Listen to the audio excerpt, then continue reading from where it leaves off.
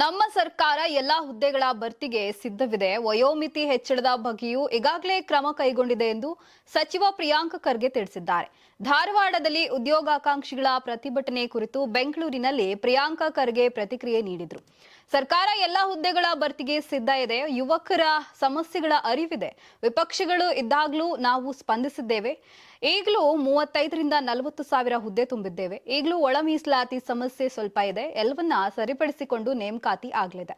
February 25ರಂದು ಕ್ಯಾಬಿನೆಟ್ನಲ್ಲೂ ಇದರ ಬಗ್ಗೆ ಚರ್ಚೆ ಮಾಡುತ್ತೇವೆ ಎಂದು ತಿಳಿಸಿದ್ದಾರೆ. ತಕ್ಷಣ ಮಾಡಬಹುದಾದ ನೇಮಕಾತಿಗಳನ್ನ ತಕ್ಷಣ ಮಾಡುತ್ತೇವೆ. ಮೀಸಲಾತಿನೂ ಇರಬೇಕು, ಸಾಮಾಜಿಕ ನ್ಯಾಯದ ಪರನೂ ಇರಬೇಕು. ಸಂವಿಧಾನದ ಪ್ರಕಾರ ಮಾಡುವಾಗ ಕೆಲವೆಲ್ಲ ಆಗುತ್ತೆ. ಯಾರಾದ್ರೂ ಕೋರ್ಟ್ಗೆ ಹೋದ್ರೆ ಅದು ನ್ಯಾಯಾಲಯದ ಮೇಲೆ ನಿರ್ಧಾರ ಆಗುತ್ತೆ. ಅಲ್ಲಿ ಹೈಕೋರ್ಟ್, ಸುಪ್ರೀಂ ಕೋರ್ಟ್ ಅಂತ ಹೋದಾಗ ಕೆಲವು ತಡವಾಗಬಹುದು. ಇನ್ನು ವಯೋಮಿತಿ ಹೆಚ್ಚಳದ ಬಗ್ಗೆಯೂ ಈಗಾಗಲೇ ನಮ್ಮ ಸರ್ಕಾರ ಕ್ರಮ ಕೈಗೊಂಡಿದೆ. ಬೇರೆ ಏನಾದರೂ ಪರಿಶೀಲಿಸುತ್ತೇವೆ. ಬಿಜೆಪಿ ಅವಧಿಯಲ್ಲಿ ವಿಧಾನಸೌಧ ವ್ಯಾಪಾರ ಸೌಧವಾಗಿತ್ತು. ಎಷ್ಟು ಹಗರಣಗಳು ಆಗಿತ್ತು ಗೊತ್ತಿದೆ. ಅವರಿದ್ದಾಗ ಯಾರಾದ್ರೂ ಒಂದೊಂದು ಹುದ್ದೆ ಎಷ್ಟಕ್ಕೆ ಸೇಲ್ ಮಾಡಿದ್ದಾರೆ ಗೊತ್ತಿದೆ ಎಂದು ಕಿಡಿಕಾರಿದ್ದಾರೆ.